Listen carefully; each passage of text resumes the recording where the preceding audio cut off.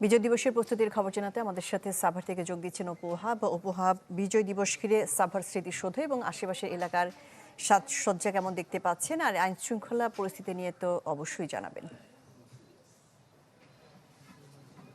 শাহনাজ, রাত পহলেই মহান বিজয় দিবস। এই বিজয়ের এই ক্ষণকে জাতির শ্রেষ্ঠ সন্তানদের শ্রদ্ধা জানাতে প্রস্তুত গোটা জাতির মতো সাভারের জাতির স্মৃতিসৌধ পুরোপুরি প্রস্তুত রয়েছে। আইনশৃঙ্খলা বাহিনী তাদের নিরাপত্তা ব্যবস্থা ঢেলে সাজিয়েছেন।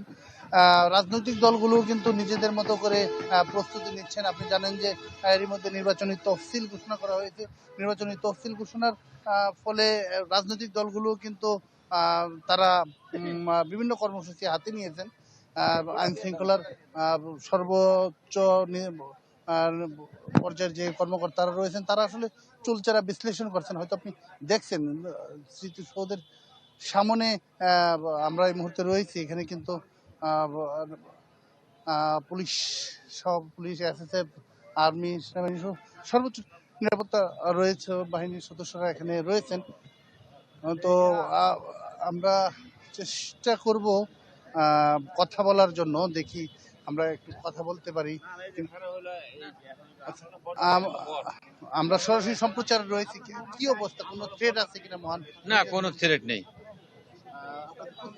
আমাদের প্রস্তুতি আলহামদুলিল্লাহ সম্পূর্ণ স্বাভাবিক আছে এবং জনগণের জানমাল নিরাপদ রাখার জন্য যা যা করণীয় আমার সব ব্যবস্থা রয়েছে।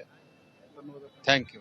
শাহনাজ, শুনছিলেন যে পুলিশের ঢাকা অঞ্চলের যে ডিআইজি তিনি জানাচ্ছিলেন যে আইন শৃঙ্খলার সর্বোচ্চ নিরাপত্তার জন্য জানমালের নিরাপত্তা এবং যে ধরনের প্রস্তুতি নেওয়া দরকার সকল প্রস্তুতি নিয়েছে।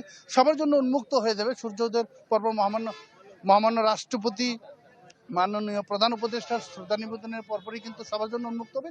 তবে শুধুমাত্র নিষিদ্ধ ঘোষিত যে ছাত্র সংগঠন বা অন্যান্য সংগঠনগুলো আছে তাদের কিন্তু প্রবেশ অধিকার নিষিদ্ধ থাকবে।